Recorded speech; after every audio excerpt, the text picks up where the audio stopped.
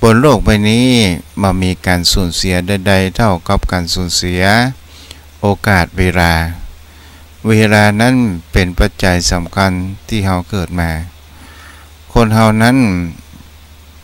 จะผ่านเวลาไปทุกขณะเวลาศรัทธาญาติโยมทั้งหลายจากวันก็เป็น2 วันจาก2 วันก็เป็น3 วันจาก1 อาทิตย์ก็เป็น2 อาทิตย์เป็นเดือนเป็นปีวันเวลาของคนเฮานั้นก็ผ่านไปก็มามีภัยสามารถที่จะเป็นอมตะคงทนอยู่ได้ในโลกนี้เฮาจะหันได้ว่าถ้าว่าบุคคลใดที่มีเป็นธรรมชาติเป็นอมตะในชีวิตก็คือหมายถึงคำว่ามันมีคำว่าตายในศรัทธาญาติโยมทั้งหลายในปัจจุบันนี้มนุษย์คนเฮานั้นคงจะล้นโลกคงจะมีการประหัตประหารชิงดีชิงเด่นกันหลายสิ่งหลายอย่างแม้กระทั่งเพียงแค่อายุที่เปิ้นกำหนดกฎเกณฑ์คือบ่เกิน100 ปีก็ยังมีปัญหามากมายมหาศาลเพราะว่ากิเลสตัณหาของคนเฮานั้นถามเทพพุทธเจ้าว่าตัณหาหรือว่าความอยากของคนเฮานั้นบ่มีที่สิ้นสุดบ่มีอะไรอย่างมาเปรียบได้เหมือนกับน้ำท้องทะเลบ่อิ่มน้ำฉันใดตัณหากิเลสของคนเฮานั้นก็ฉันนั้นเช่นเดียวกันนิสัทธาญาติโยมทั้งหลายมันอยู่ที่ตัวของเขาว่าเราจะมีความอิ่มในชีวิตของคนเราหรือไม่แต่ถ้าเราฟังเราอู้ถึงตัณหาชีวิตของคนเรามันก็บ่มีที่สิ้นสุดเพราะว่าคนเรานั้น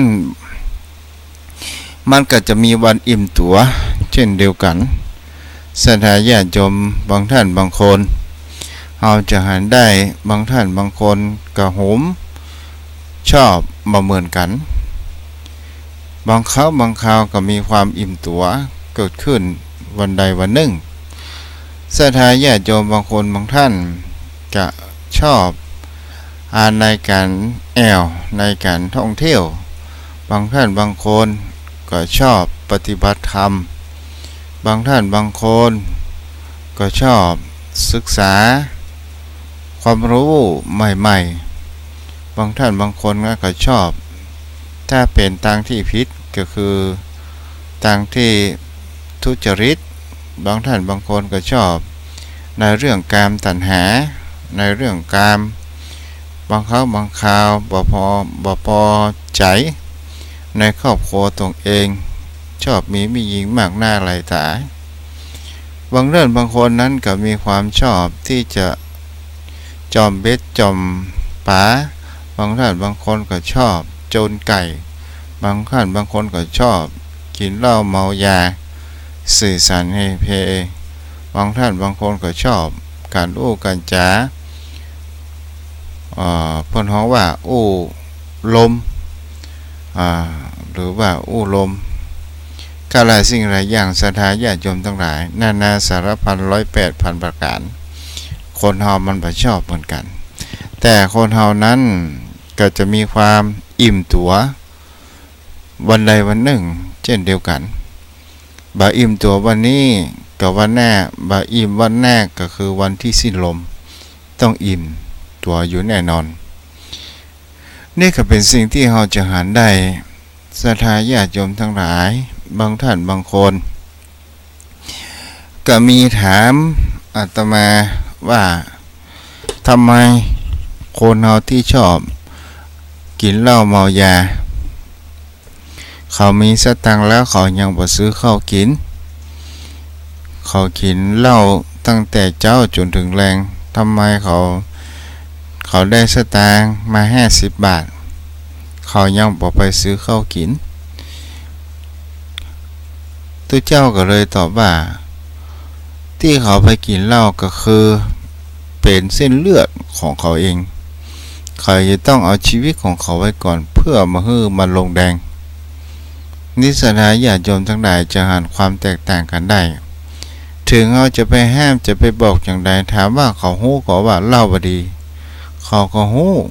ว่าเล่าบ่ดีแต่มันขาดไปได้อันนี้ก็คือสิ่งที่คนนั้นชอบเป็นชีวิตจิตใจที่ว่าแอลกอฮอลิซึมก็หมายถึงว่าแอลกอฮอล์เข้าอยู่ในเส้นเลือดก็จะหาได้มีทุกบ้านสถานญาติโยมทั้งหลายบอกว่าบ้านเปิ้นบ้านเฮาก็มีทุกที่เปิ้นว่า ทุกบ้านต้องมี1ขี้เหล้า2ผีบ้า3คนอวดลวก4คนเพิ่นว่าคนบ่เต็มเต็งก็มีหลายอย่างมันก็ต้องมีทุกที่บ้านใดเมืองใดพ้องมันบ่มีมันก็ต้องมีศรัทธาญาติโยมทั้งหลายมันจะอยู่ที่ว่ามีนักหรือมีน้อยเท่าอันบ้านใดเมืองใดพ้องมันมีปัญหามันก็จะต้องมีปัญหากู้บ้านแต่เฮาบ่สามารถที่จะฮู้ได้แต่เฮาจะฮู้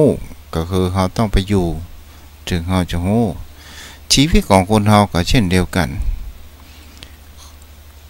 มีปัญหาและอุปสรรคเหมือนกันทุกคนใครจะมีนักมีน้อยใครก็สามารถที่จะฮู้กันได้นอกจากว่าเรามีความสนิทสนมกันแล้วเช่นเราจะฮู้ว่าคนนั้นมีปัญหาอย่างอันมีปัญหาอย่างนี้แก้ไขปัญหาอย่างใด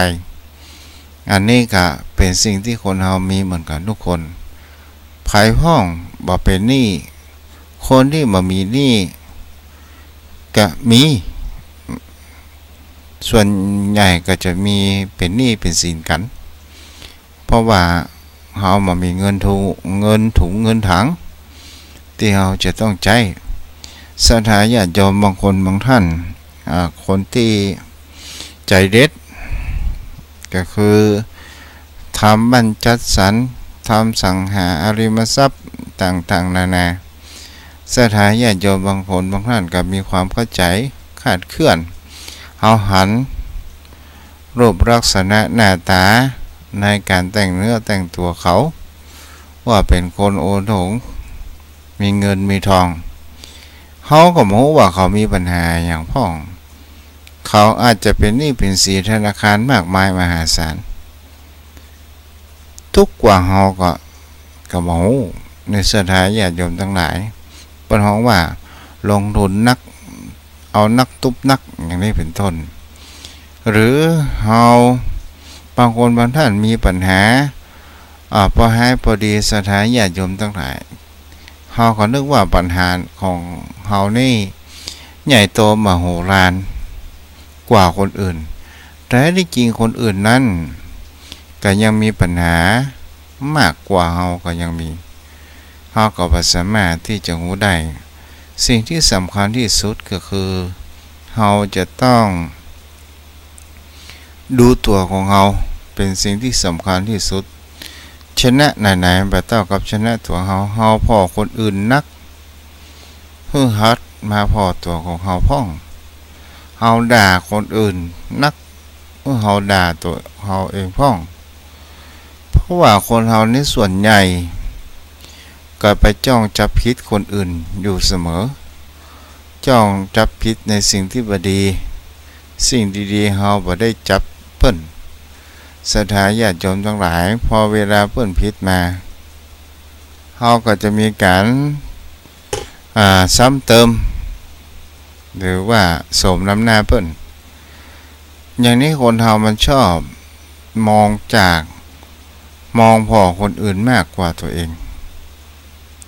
แต่ตัวของเฮาเองเฮาบ่ได้พอว่าตัวของเฮานั้นดีหรือไม่กว่าเขาอันนี้ก็เป็นสิ่งที่เฮาจะหาได้ศรัทธาญาติโยมทั้งหลายสิ่งเหล่านี้เฮาก็เป็นเรื่องที่มันเกิดขึ้นที่ทุกเจ้าได้เอามามาจ๋าบอกให้ศรัทธาญาติโยมเพื่อ เป็นข้อคิดสติเตือนใจเป็นข้อคิดพัฒนาแห่งความคิดของคนเฮาเพื่อเมื่อเฮานั้นพลาดพลั้งในการกระทำในชีวิตของคนเฮาชีวิตของคนเฮานั้นมันมีค่ามากศรัทธาญาติโยมทั้งหลายถ้าเฮาบ่มีคำว่าสติก็คือความรู้ตัวแล้วถ้าเฮามีความพลาดพลั้งความเสียโอกาสความเสียเวลามันก็จะมีมากมายมหาศาลเกิดขึ้นมาติดตามตัวของเฮามาฮู้จะจักมาฮู้วันจบวันสิ้นนี่เป็นสิ่งที่เฮากระหารกันได้เนาะศรัทธาญาติโยมบางคนบางท่านก็ทำการทำงานก็ขอเป็นกำลังใจในการทำงานตัวหรือว่านอนฟังอย่างวิทยุเอาธรรมะเป็นคู่ใจเป็นสิ่งที่ดีเด้อ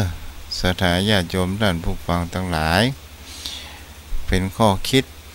เป็นพัฒนาสติปัญญาของคนเฮาถ้าคนเฮาเป็นคนชอบฟังคนอื่นบ้างหรือว่าชอบฟังคนอื่นพ้องในความคิดของคนอื่นพ้องก็คือหมายถึงว่าเฮาบ่ปิดประตูใจบ่ปิดประตูแห่งความคิด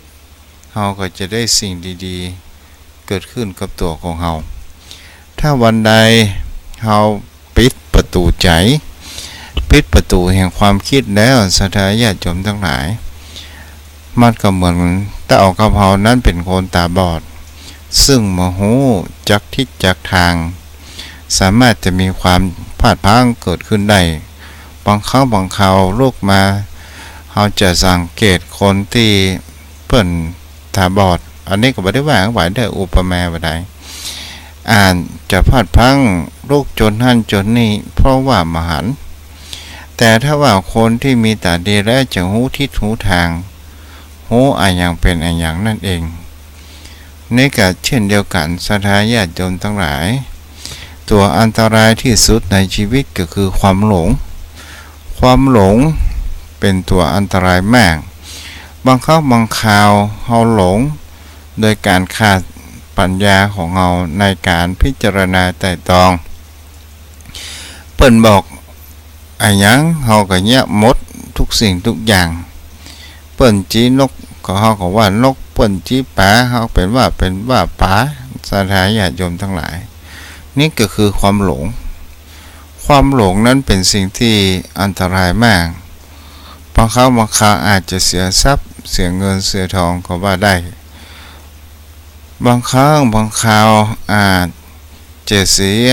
ทรัพย์สินมรดกต่างๆนานาก็เพราะความหลงนั่นเองความหลงในที่นี้ก็ถือว่าเป็นตัวอันตราย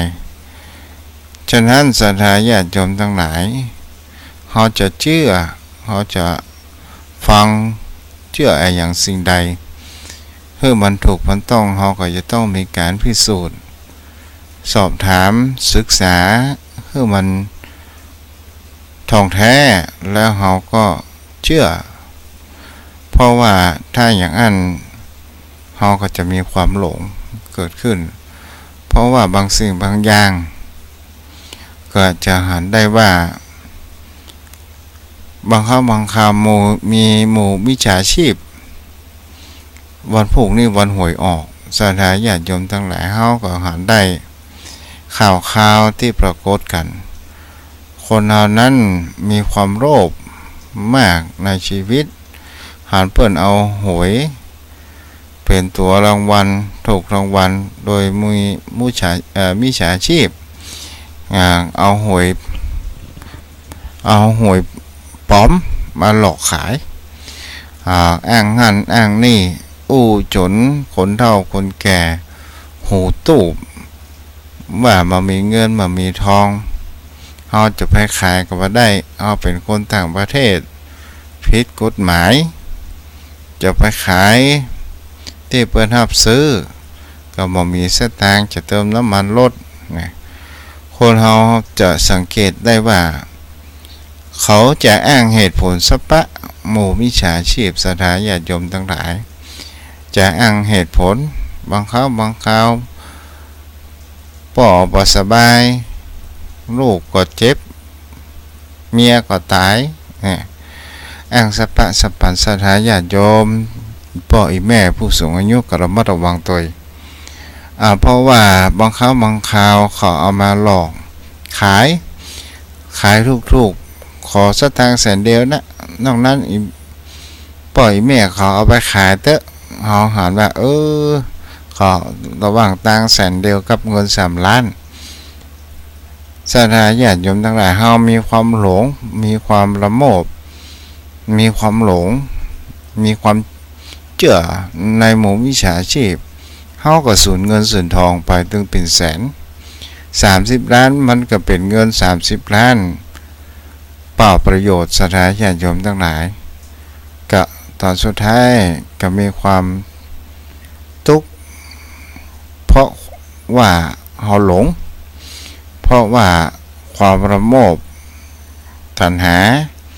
ของเฮานั่นเองอันนี้ก็ระมัดระวังตัวกะหลายสิ่งหลายอย่างมิจฉาชีพในปัจจุบันก็มีหลายอย่างศรัทธาญาติโยมทั้งหลายท่านผู้ฟังทุกคนบางคราวมีการมาแอบแฝงแม้กระทั่งวัดศรัทธาญาติโยมทั้งหลายมาในคาบนักบุญก็มีหมู่วิชาชีพว่ามาไหว้พระไหว้เจ้ามาเป็นแก๊งเป็นทีมตัวเจ้าเผลอก็งัดตู้เปิ้นไปก็มีนี่ศรัทธาญาติโยมทั้งหลายในปัจจุบันเฮาหูหน้าแต่เฮาบ่หูใจเพราะว่าเฮาบ่ได้ศึกษากันเหมือนคนในชุมชนเหมือนคนในละแวกวัดวาอารามในชุมชนในหมู่บ้านถ้าเป็นคนในชุมชนในหมู่บ้านเอาพอสามารถที่จะหูได้ว่าคนนั้นเป็นอย่างอันอย่างอี้ถ้าเป็นหมู่บ้านที่ใหญ่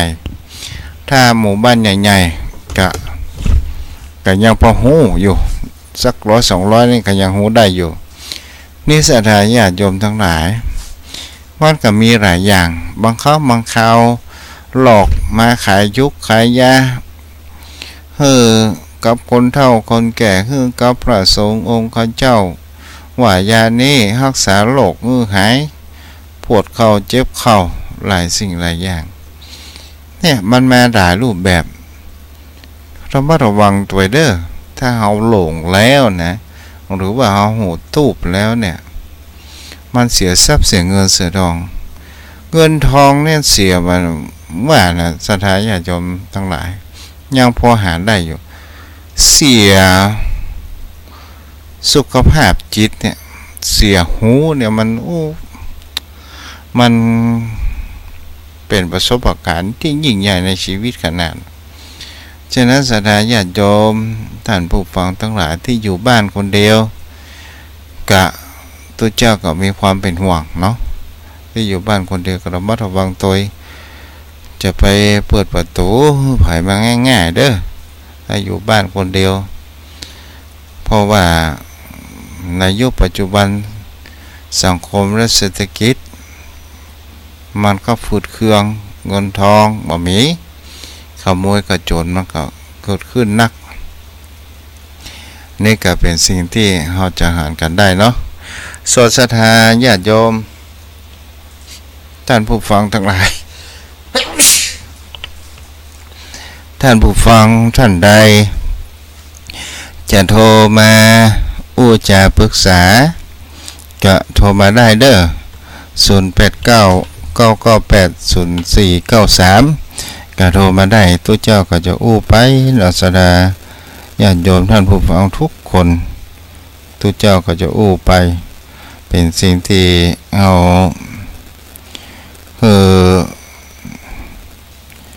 ท่านผู้ฟังทั้งหลายได้คิดในสนทนากันจากกันการสนทนานี้มันก็ก่อให้เกิดแห่งความสบายใจก่อให้เกิดแห่งความคิดหลายอย่าง ศรัทธาญาติโยมก็เป็นสิ่งที่เฮาหันกันเนาะก็โทรมาได้เด้อถ้าใครจะโทรมาก็โทรมาปรึกษาอู้จากันได้สิ่งนี้เป็นสิ่งที่เฮาหันกันโรคในปัจจุบันมันมีวิวัฒนาการมากมายมหาศาลบางคราวคนรุ่นเก่าอาจจะพอตัวประทันสังคมเทคโนโลยีสังคมแห่งการสื่อสารที่ไร้สายจะง่ายๆแม้กระทั่งทุกเจ้าบางเตื้อบางคราวก็ยังประทันบางเตื้อบางคราวก็แย่อย่างบ่เป็นซึ่งมันเป็นธรรมชาติของมนุษย์ของคนเราถ้าเราเกิดมาจับในช่วงใดช่วงนั้นจะเป็นช่วงที่เราได้เกิดมาเรียนรู้พร้อมกับสิ่งแวดล้อมก็เป็นธรรมชาติเหมือนกันสังคมยุคปัจจุบันลูกหลานของเราคือที่มีความปัญหากันในปัจจุบันคือเราอ่อนมีสมาธิสั้นสมาธิสั้นมันเกิดจากอย่างศรัทธาญาติโยมท่านผู้ฟังทั้งหลายคือ1การที่เราขาดเอาใส่ใจลูกหลานคือเราอ่อนพอมักเล่นโทรศัพท์อย่างได้เราก็คือเราอ่อนเล่นโทรศัพท์เราก็นึกว่าเขาจะมีสมาธิจดจ่อกับโทรศัพท์นั้นหรือเล่นคอมพิวเตอร์หรือพอทีวีแต่มันก็ดีเราอ่อนเขาอยู่นิ่งแต่มันมีผลเสียระยะยาวก็คือเขามีสมาธิสั้นสมาธิสั้นนี้ก่อให้เกิดแห่งความเลวร้ายเกิดขึ้นก็คือเราอ่อนจะมามีความอดทนต่อการทำงานศรัทธาญาติโยมทั้งหลายเฮาสังเกตเห็นได้ว่าถึงว่าไปเนี่ยการทำงานที่เพิ่นมีเงินเดือนสูงปัจจุบันกับประมาณ10,000อย่างต่ำ 9,000 เนาะ 9,000 10,000บังเอิญโดนด่าเราอ่อนก็บ่มีความอดทนปิกบ้านปิกจองอย่ามาเอางานสักอย่างอยากจะทำงานสบายนี่มันบ่มีศรัทธาญาติโยมทั้งหลายบ่มีคำว่างานสบายเฮาพอศรัทธาญาติโยมทั้งหลายสมัยที่ทุกเจ้าจำได้ประมาณ 2,520 ป่ายเนี่ยเปิ้นปลูกให้ปลูกนาวันละ30 บาทแต่เปิ้นมีความอดทนสามารถที่จะเลี้ยงลูกเป็น4เป็น5ได้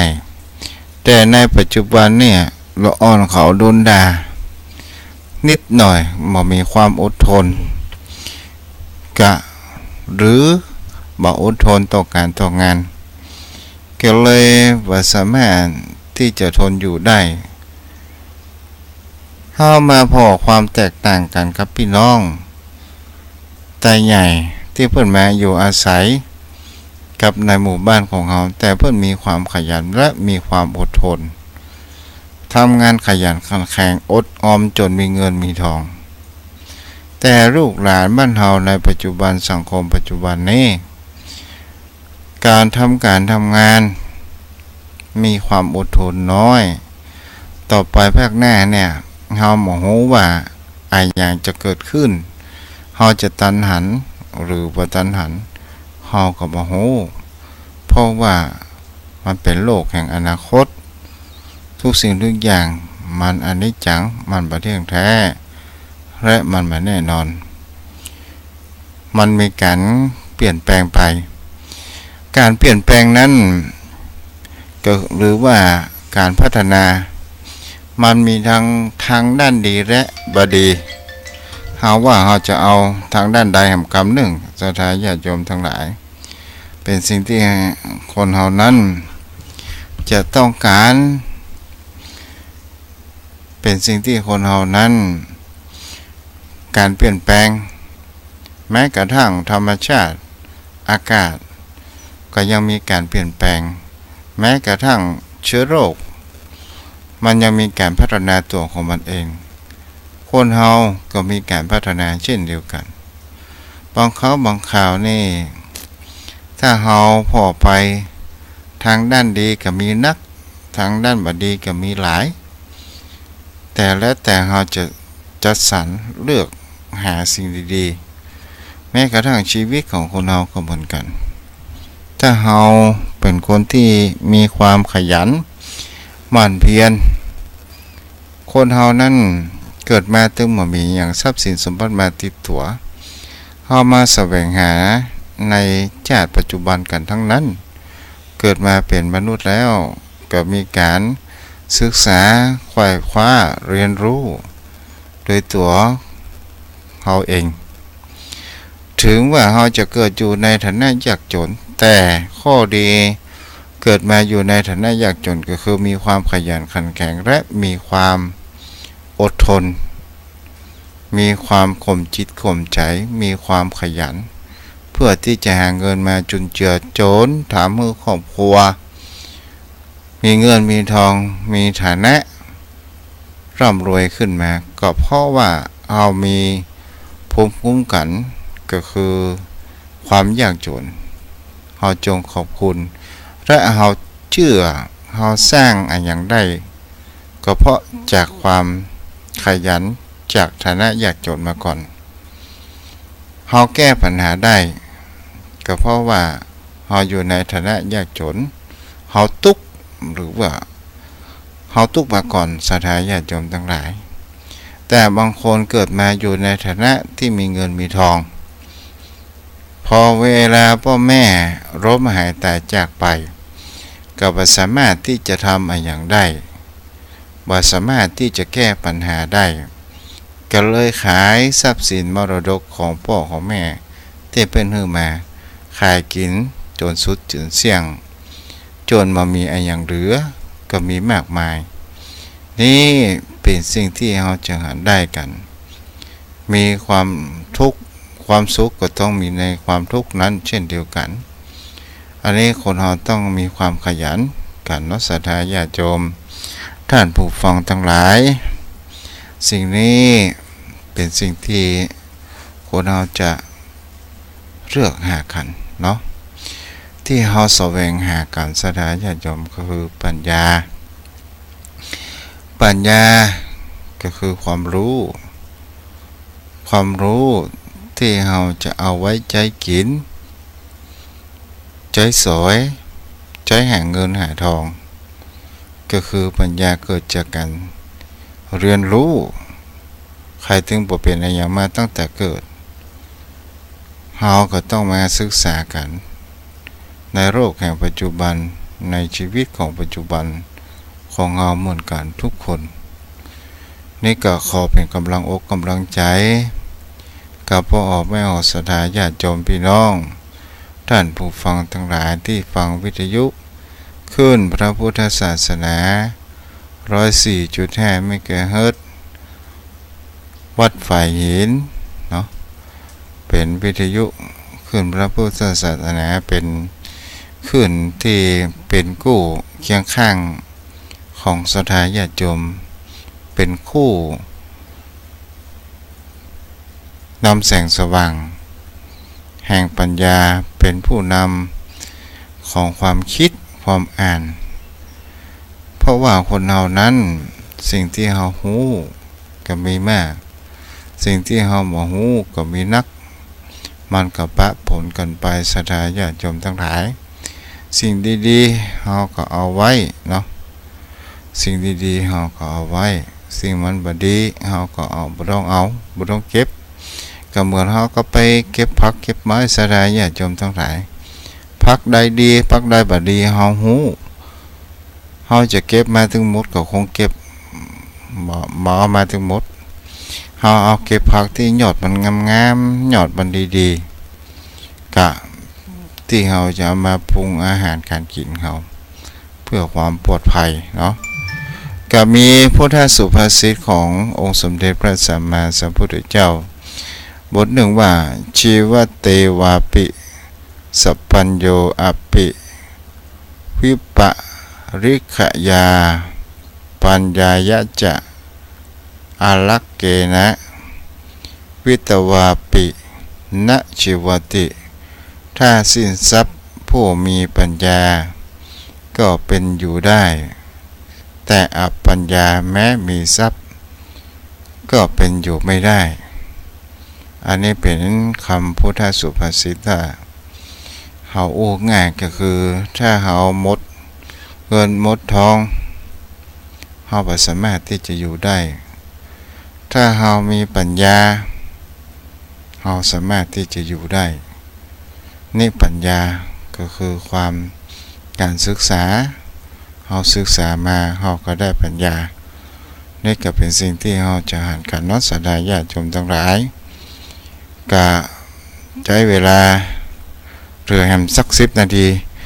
ศรัทธาญาติโยมท่านผู้ฟังท่านใดจะโทรมาก็โทรมาได้เด้อมาสอบถามมาอู้มาจากกันไทย0897589449โทรมาได้เด้อ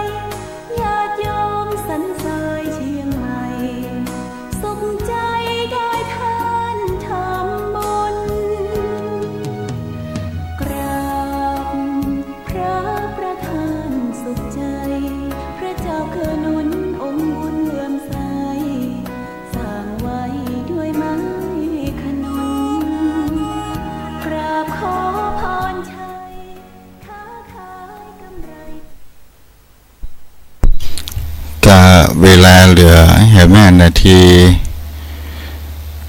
ศรัทธาญาติโยมช่วงท้ายนี้ก็ทุกเจ้าวันนี้ก็ยุติไว้เพียงเท่านี้เนาะขอคุณศรัทธาคืนเวลาให้กับทางสถานีวิทยุวันศุกร์หน้าก็จะได้มาพบปะกับศรัทธาญาติโยมพี่น้องใหม่เนาะสุดท้ายนี้ก็ขอปันโจกปันใจให้ศรัทธาญาติโยมทั้งหลาย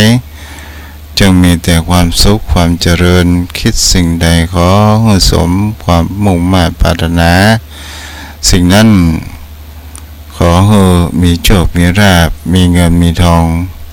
เหมือนกันทุกผู้ทุกคนเด้ออายุวันโนสุขังพลัง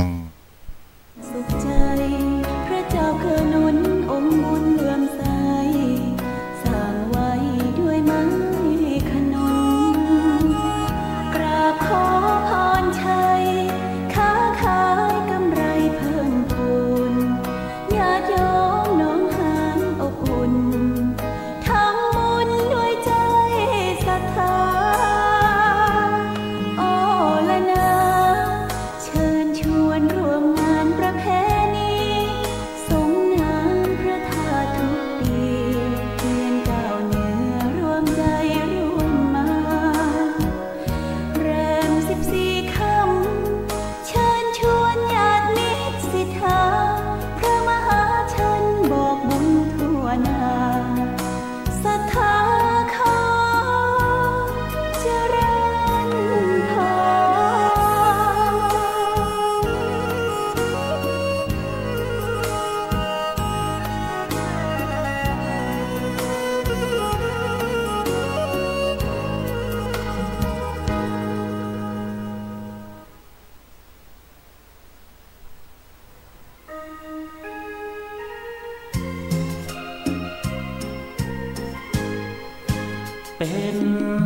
ตำนานการเก่า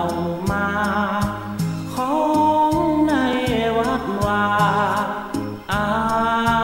รามวัดทุ่งป่าเก็ดเขตข้ามตำบลหนองหานอำเภอสันทรายกลางทุ่งนางดงามเชียงใหม่เนื้อ